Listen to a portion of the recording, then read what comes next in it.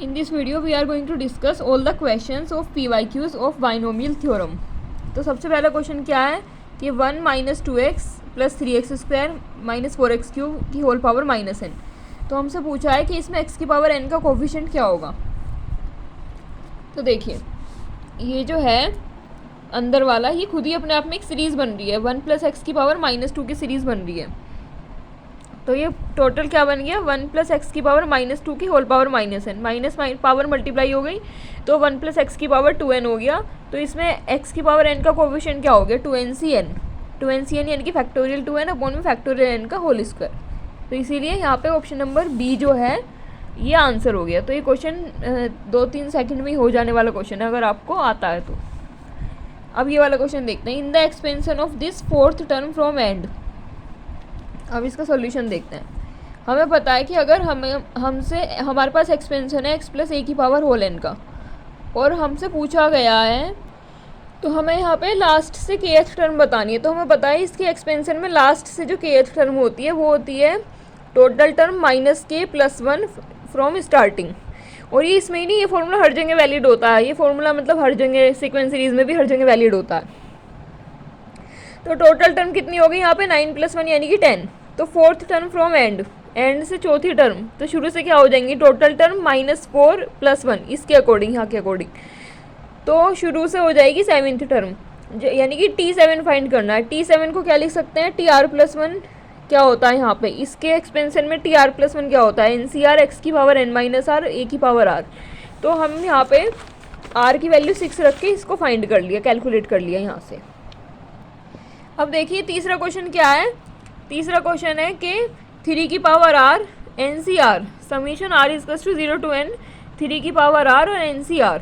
और हमें पता है कि जब भी कभी ऐसा होता है, हमें पता है कि जब भी कभी ऐसा होता है कि एक मिनट कैमरे में क्या हो गया, जब भी कभी ऐसा होता है कि y की पावर r और NCR का summation r equals to 0 to n तो वो 1 प्लस वाई की होल पावर n का फॉर्मूला बनता है। यहाँ y की जगह किसने ले ली, 3 ने, तो 1 प्लस 3 की होल पावर n यानी कि 4 की पावर n का फॉर्मूला बन गया। ऐसे यहाँ पे कि the term independent of x in the expansion of this, मतलब इसके एक्सपेंशन में इंडिपेंडेंट ऑफ मतलब टर्म इंडिपेंडेंट ऑफ x, वो टर्म क्या होगी। तो इसकी एक और शॉर्ट ट्रिक है, अगर हम r निकालना चाहें, r क्या होगा n alpha minus m upon में alpha plus beta, n alpha यानी कि 6 तो है n, अल्फ़ा क्या है यहाँ पे x की जो पावर है 1 माइनस m क्या है x की पावर 0 की, x देखो टर्म इंडिपेंडेंट ऑफ x यानी कि x की पावर 0 को कोफिशिएंट पूछ रहा है तो m हो गया यहाँ पे 0 अपॉन में अल्फ़ा प्लस बीटा यानी कि अल्फ़ा 1 है बीटा भी 1 है यानी कि 1 प्लस 1। तो 6 अपॉन में 1 यानी कि 3। और वैसे भी देखिए r की वैल्यू 3 आई है यहाँ पे, तो r की वैल्यू 3 रखने पे जो टर्म आएगी 63 2 की पावर 6 माइनस 3 1/3 की पावर 3। तो ये जो वैल्यू आ गई यही वो टर्म है 160/27 जो कि इंडिपेंडेंट ऑफ x है। वैसे भी यहाँ पे कहीं x दिख भी नहीं रहा है। अब अगला क्वेश्चन क्या है, summation r equals to 0 to n 5 की पावर 4 और NCR। तो ये भी सेम इसी वाले क्वेश्चन की तरह है। तो ये क्या हो गया 1 प्लस 5 की पावर n यानी कि 6 की पावर n। अभी अगला क्वेश्चन है, यहाँ पे क्या है कि द कोफिशिएंट ऑफ x की power 4 in the expansion of this, इसके एक्सपेंशन में x की पावर 4 का कोफिशिएंट। तो पहले तुम r की, एक मिनट मैंने ये क्वेश्चन सॉल्व किया हुआ है। हाँ तो पहले तो ये वाला फॉर्मूला देखिए, ax की power alpha plus minus b upon x की पावर बीटा की होल पावर n। जब कभी ऐसी सिचुएशन होती है तो इसके एक्सपेंशन में इन जनरल x की पावर m कोई नंबर दिया हो उसका अगर टर्म पूछा जाए तो वो टर्म कौन सा होता है, TR प्लस 1। अब यहाँ से r की वैल्यू कैसे निकालेंगे, r equals to n alpha minus m upon में अल्फ़ा प्लस बीटा। यहाँ पे हमारी इस क्वेश्चन में n की वैल्यू 12 है, अल्फ़ा की वैल्यू 1 है क्योंकि x की पावर 1, बीटा की वैल्यू 3 है और m की वैल्यू है 4। तो हम r कैसे फाइंड करेंगे, 12 इंटू 1 माइनस 4 अपॉन में 1 प्लस 3 यानी कि 8/4 यानी कि 2। तो r इक्वल्स टू 2 यानी कि हमारी जो तीसरी वाली टर्म होगी, थर्ड टर्म, वो ऐसी टर्म होगी जिसमें कि x की पावर 4 आ जाएगा। तो थर्ड टर्म हम कैसे निकालेंगे, थर्ड टर्म में कोफिशिएंट निकाल लिया मैंने, केवल x की पावर नहीं कैलकुलेट की। तो कोफिशिएंट देखिए यहाँ पे, देखिए 1/3 की पावर n माइनस आर होता है, तो 1/3 की पावर 12 माइनस 2 यानी कि 10, 12 से 2, इसकी वैल्यू 12 इंटू 11/2। अब इसके अलावा -3 की पावर 2, यहाँ पे है ना, यहाँ पे -3 है, तो यहाँ -3 की पावर r होता है, दूसरे वाले की पावर r क्या है यहाँ पे 2, तो -3 की पावर 2। तो पूरा कैलकुलेट करके आया 66 की पावर 3 की 66/3 की पावर 8। अब यहाँ सेम एक क्वेश्चन है कि x/2 -3/x² की होल पावर 12, और हमसे पूछा x की पावर 3 का कोफिशिएंट। तो ये भी मैंने ऐसे सॉल्व किया। पहले तो मैं r निकालूंगी ताकि मुझे पता चले मुझे कौन सी टर्म फाइंड करनी है, किस में आएगा x की पावर 3 का कोफिशिएंट। ये पता करने के लिए मैं r कैलकुलेट करूँगी। तो यहाँ पे n हो गया 12, यहाँ पे m हो गया 3, यहाँ पे अल्फा हो गया 1 और यहाँ पे बीटा हो गया 2। तो r क्या होगा, n alpha minus m upon alpha plus beta, यानी कि 12 माइनस 3/3 यानी कि 9/3 यानी कि 3। r की वैल्यू होगी 3, मतलब जो फोर्थ टर्म होगी वो ऐसी टर्म होगी जिसमें कि x की पावर 3 आएगा, लेकिन मुझे उसका केवल कोफिशिएंट फाइंड करना है। तो मैं x की वैल्यूज़ को नहीं कैलकुलेट करूँगी, मैं केवल कैलकुलेट करूँगी T4 = T3 + 1, यानी कि 12c3 इंटू ये 1/2 है, यहाँ पे 1/2 की पावर 9, साथ में मल्टीप्लाई में -3 की पावर r होता है क्योंकि, तो -3 की पावर 3। तो ये सब कैलकुलेट करके आ जाएगा -1485/128। ये देखिए, तो इसका आंसर हो जाएगा ऑप्शन नंबर बी। ये रहा ऑप्शन नंबर बी, इसका आंसर हो जाएगा।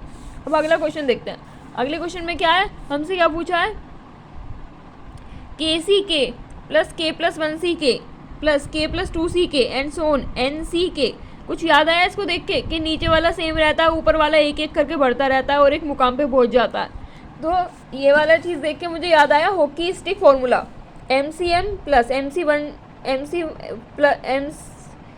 MCM + M + 1CM + M + 2CM and so on M + KCM equals to, ये जो लास्ट में पहुंच गया दोनों में ऊपर नीचे एक एक ऐड कर देंगे, M + K + 1 CM + 1।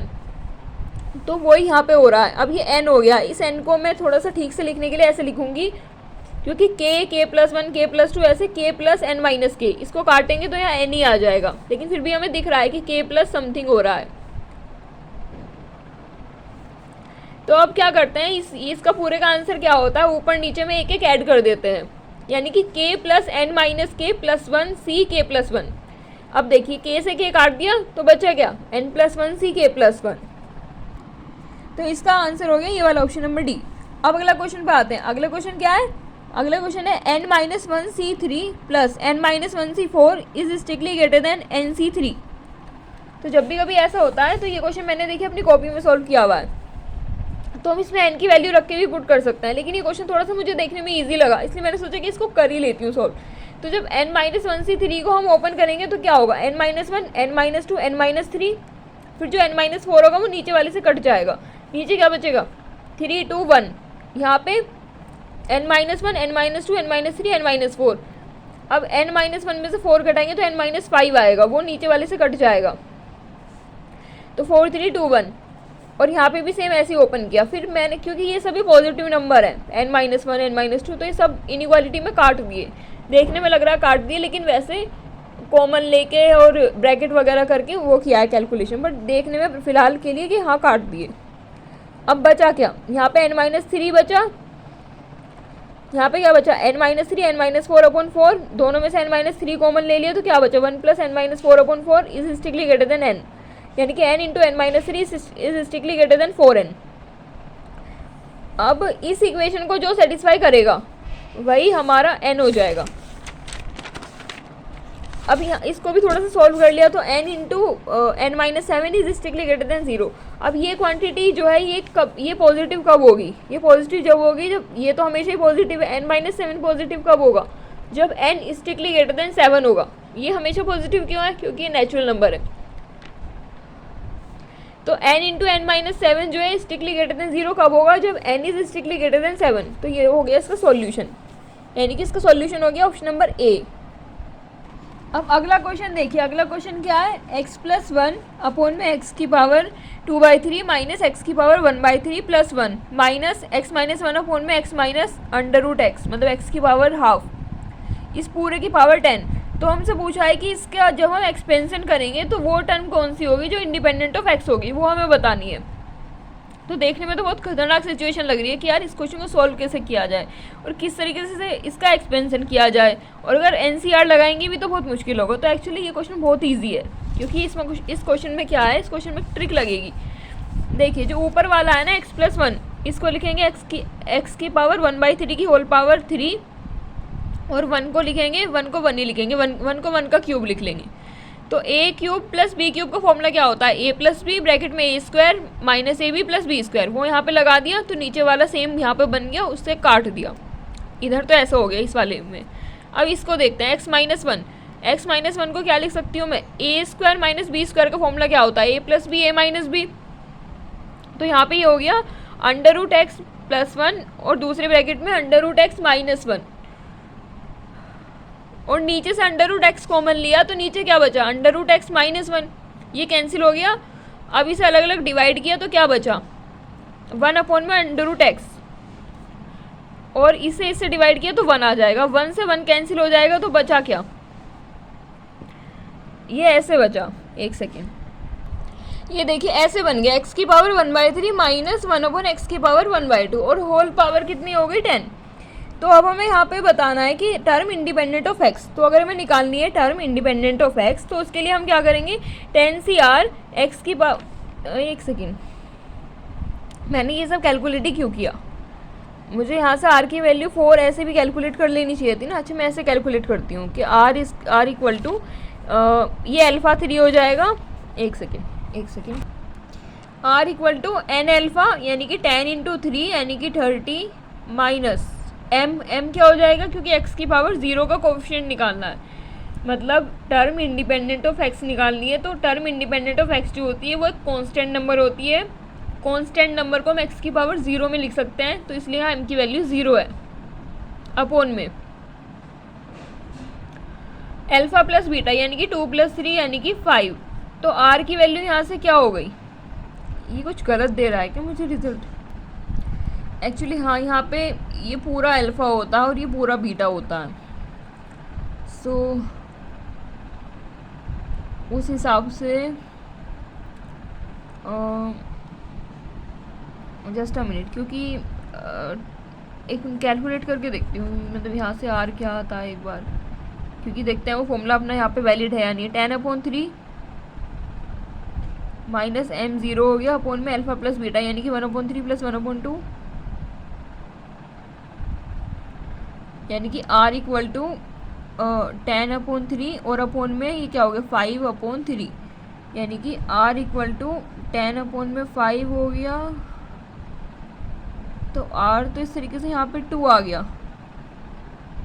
लेकिन वैसे r 4 आ रहा है। अच्छा तो वो जो फॉर्मूला है ना वो तब वैलिड है जब x की पावर अल्फ़ा दिया हो, अल्फ़ा कोई नंबर ही दिया हो।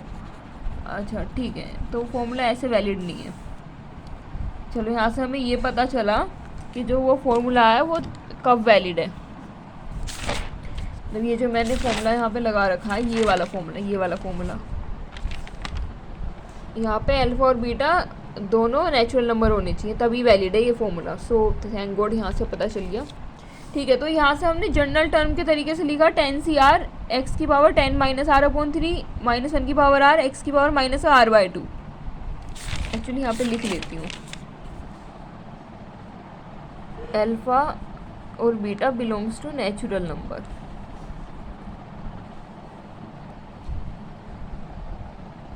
ये अल्फ़ा बीटा नेचुरल नंबर है यहाँ पे।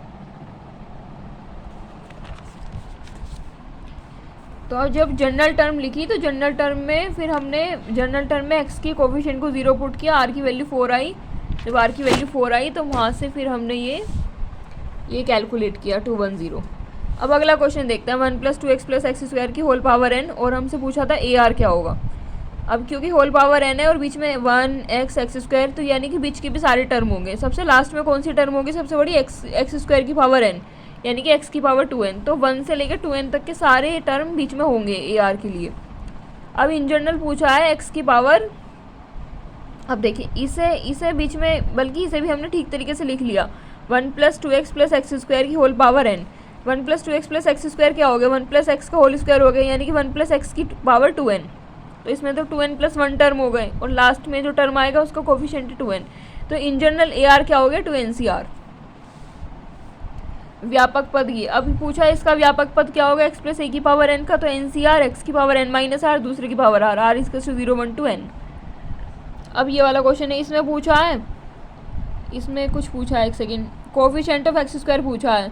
तो पहले इसके अंदर ही मुझे फैक्टर होते हुए दिख गए, तो अंदर ही फैक्टर कर लिए, तो ये हो गए 2 फैक्टर हो गए। अब ये वाले पहली वाली सीरीज़ ये हो गई, दूसरी वाली सीरीज़ ये हो गई। एक्स स्क्वायर कैसा आएगा जब इसमें एक्स की पावर 0 और इसमें एक्स स्क्वायर मल्टीप्लाई हो, या इसमें एक्स मल्टीप्लाई हो, या इसमें एक्स स्क्वायर और इसमें एक्स की पावर 0 मल्टीप्लाई हो। 3 केस हैं, तो तीनों केस में कोफिशिएंट कैलकुलेट किया, ऐड कर दिया, आंसर आ गया। अब अगला क्वेश्चन, हाँ ये बहुत इंपॉर्टेंट क्वेश्चन है, काफ़ी अच्छा क्वेश्चन है, it is very very good question. तो x square minus 5x plus 1 equals to 0, और मुझसे पूछा गया था एक्स की पावर 10 प्लस 1 अपॉन में एक्स की पावर 5। तो अब मुझे समझ नहीं आ रहा इसको कैसे करूँ थोड़ा रिलेट करने के लिए, क्योंकि ये बहुत बढ़िया क्वेश्चन है, it is very good question. तो इसको अलग अलग लिख लिया, एक्स की पावर 10 अपॉन में एक्स की पावर 5 प्लस 1 अपॉन में एक्स की पावर 5। अब ये जो ये इक्वेशन है, इसको जब मैंने ऐसे लिखा मॉडिफाई करके, तो x प्लस 1 अपॉन एक्स की वैल्यू 5 आ गई। अब जो ये इक्वेशन है, जब इसको मैंने लिखा मॉडिफाई करके, तो ये क्या बनाई, x की पावर 5 प्लस 1 अपॉन एक्स की पावर 5। क्योंकि खुद सोचो, जब दोनों के नीचे अलग अलग लिखूंगी मैं, x की पावर 10 अपॉन एक्स की पावर 5 प्लस 1 अपॉन एक्स की पावर 5, तो ये क्या बनेगा, x की पावर 5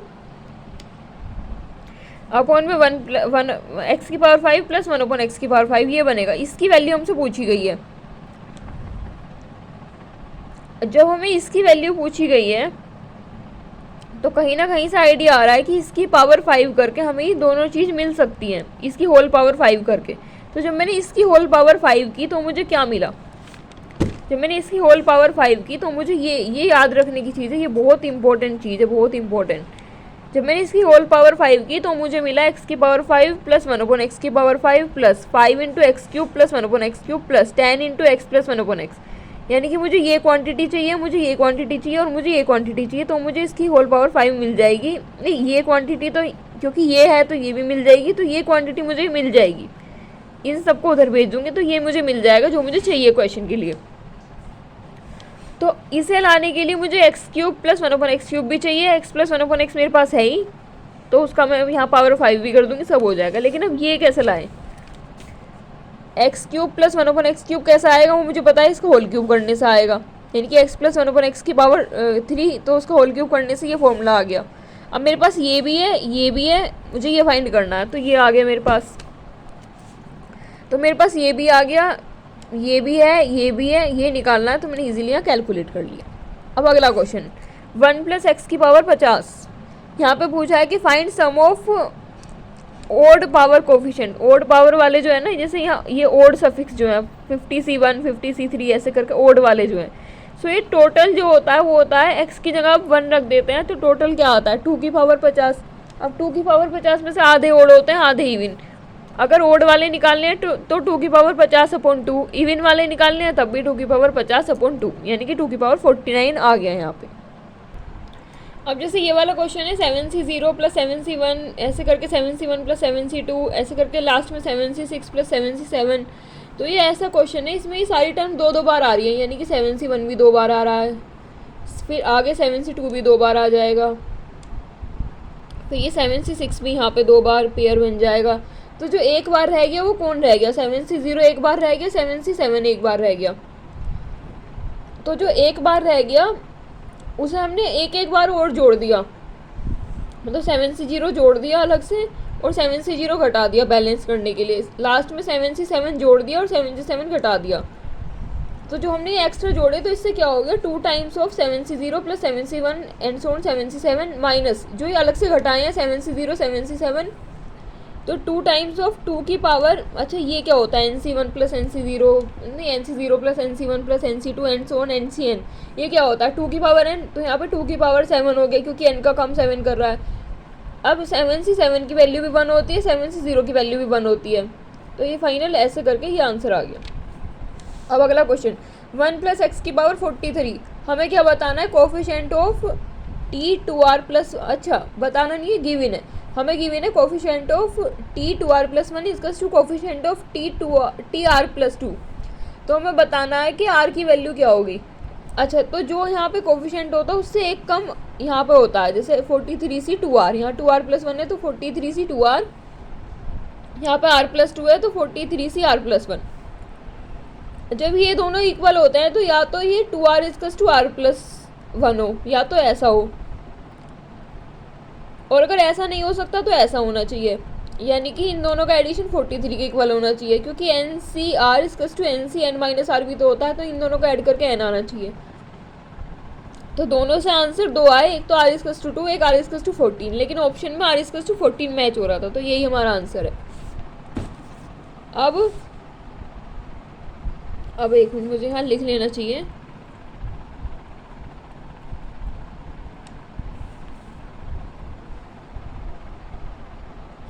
ये बात में तो मुझे हमेशा याद रखनी चाहिए कि ये फॉर्मूला जब भी वैलिड होगा जब अल्फा बीटा नेचुरल नंबर होंगे। सो यहाँ पे क्या पूछा है, कौन सी टर्म x से फ्री है, यानी कि m की वैल्यू 0, x की पावर m का कोफिशिएंट पूछा है x की पावर 0 का, तो फिफ्थ टर्म n से फ्री है, क्योंकि n alpha minus m upon alpha plus beta, यानी कि फिफ्थ टर्म है जो n से फ्री है, तो इसलिए इस फॉर्मूले का यूज़ था कि भाई जल्दी से एकदम से आंसर आ जाए, अगर कोई ऐसा क्वेश्चन आए इतना ईजी तो नहीं। R=5 तो सिक्स टर्म होगी जो x से फ्री होगी। अब ये वाला क्वेश्चन देखते हैं। इस वाले क्वेश्चन में हमें ये बताना है कि क्या होगा, तो एक्चुअली इसको करने के दो मेथड हैं। जैसे एग्जाम में अगर हमें नहीं आता तो हम छोड़ेंगे तो नहीं क्वेश्चन को, तो हम एग्जाम में क्वेश्चन को कोई वैल्यू ले लेंगे, जैसे 2 ले लेंगे, n की वैल्यू 2 ले लेंगे, उससे सोल्व कर लेंगे, जो ऑप्शन मैच कर जाएगा वही हमारा आंसर हो जाएगा। लेकिन एक प्रैक्टिकल तरीका जो है जिसमें क्वेश्चन को ही सोल्व किया जाता है बाकायदा प्रूफ, तो ये NCR/NCR-1 की वैल्यू क्या होती है, पूरा कैलकुलेट किया तो वैल्यू होती है n-R+1/R, और 1 + NCR/NCR-1 ये क्या होता है n+1/R। तो अब इसमें हर जगह हमें यही दिखाई दे रहा है 1 + NC1/NC0, तो इसीलिए मैंने इसको अलग से कैलकुलेट कर लिया। r की वैल्यू यहाँ पे 1 2 3 और n, ये टोटल n टर्म्स हैं, तो n+1 ऊपर n टाइम हो गया, और नीचे क्या हो गया, नीचे r होता है, यहाँ R1 है, r वो होता है जो यहाँ पे होता है NCR, ये वाला r 1 2 3 ऐसे करके n तक आ गया, तो नीचे 1 2 3 n का प्रोडक्ट हो गया फैक्टोरियल n, तो ये हो गया हमारा आंसर। अब आगे वाला क्वेश्चन देखते हैं। पूछ रहा है कि इसके एक्सपेंशन में TR और TR+4 बराबर दिए हैं, तो R क्या होगा, ये सेम पहले की तरह ही TR यानी कि NCR-1 होगा इसका साथ में कोफिशिएंट, TR+4 यानी कि इससे कम NCR+3 इसका कोफिशिएंट होएगा, या तो ये दोनों बराबर हो या इन दोनों को ऐड करके n आए, तो इन दोनों को ऐड करके n आए, क्योंकि बराबर तो ये हो नहीं सकते। अगर ये बराबर हो गए, थोड़ी देर के लिए मान लेते हैं कि अगर ये बराबर हो गए, यानी कि -1 = 3, यानी कि 4 = 0, 4 0 के बराबर होता है नहीं, तो इसलिए ये बराबर तो नहीं हो सकते, तो इसीलिए n की वैल्यू इन दोनों के एडिशन के बराबर है, तो n की वैल्यू यहाँ से आ गई, r की वैल्यू हाँ n की वैल्यू इस वाली क्वांटिटी और इस वाली क्वांटिटी के एडिशन के बराबर हो गई। अब यहाँ n 20 है तो r 9 आ गया यहाँ पे। अब अगला क्वेश्चन ये रहा, ये हमें क्वेश्चन दिया था और हमसे क्या पूछा था, t की पावर 24 का कोफिशिएंट पूछा था। अब हमें देखना है t की पावर 24 कैसे कैसे बनेगा। t की पावर 24 ऐसे बनेगा जैसे इसके एक्सपेंशन में तो टर्म ये आएंगी टोटल, और ये तो 2 ही का ही एक्सपेंशन है, ये भी 2 का एक्सपेंशन है, और मुझे चाहिए t की पावर 24, तो t की पावर 24 कैसे बनेगा, या तो t की पावर, अच्छा इसमें जो लास्ट वाला टर्म आएगा ना वो t की पावर 24 ही आएगा, तो या तो t की पावर 24 इसमें से निकल जाए, या फिर t की पावर यहाँ 24 इसमें से आ जाए। एक सेकेंड देखना पड़ेगा, एक सेकेंड। अच्छा मैंने क्या किया, t की पावर 0, t की पावर 0, t की पावर 24, पहला वो बना लिया। दूसरा बनाया t की पावर 24, t की पावर 0, t की पावर 0, ठीक है। तीसरा बनाया, क्योंकि यहाँ से तो या तो एक t की पावर 0 निकल सकती है या t की पावर 24, यहाँ से t की पावर 12 निकल सकती है और यहाँ से भी t की पावर 12 निकल सकती है, तो t की पावर 12 t की पावर 12 गुणा होकर 24 हो जाएगी। तो ये सारे कोफिशिएंट ऐड कर दिया, आंसर आ गया। अब ये क्वेश्चन है, क्वेश्चन क्या है, 1 + x की पावर 10 अपॉन में 1 - x की पावर 3। क्वेश्चन में पूछा गया है कि हमें बताना है कोफिशिएंट ऑफ x, मतलब इसका जब हम एक्सपेंशन ओपन करेंगे तो x के साथ जो मल्टीप्लाई में नंबर होगा वो हमें बताना है। तो ये देखिए 1 + x की पावर 10 का एक्सपेंशन कैसे होता है, 1 + nx + n n - 1 ऐसे होता है, तो मुझे फ़िलहाल इतना ही चाहिए, तो ये आगे कुछ भी आ रहा हो उससे मुझे मतलब नहीं, 1 + 10x और आगे कुछ भी हो, क्योंकि मुझे x का कोफिशिएंट चाहिए, मुझे x² वाली टर्म से कोई मतलब भी नहीं है। अब इसको हम ऊपर ले गए तो क्या हो गया, 1 - x⁻³ -3,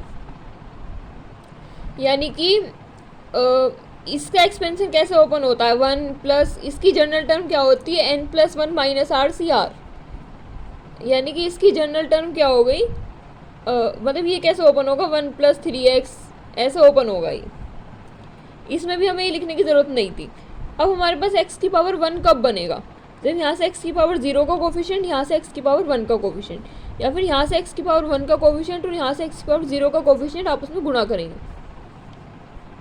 तो यहाँ से कोफिशिएंट 3 आ गया, यहाँ से 10 आ गया, 10 + 3 13x, तो कोफिशिएंट आ गया 13, आंसर हमारा 13 है।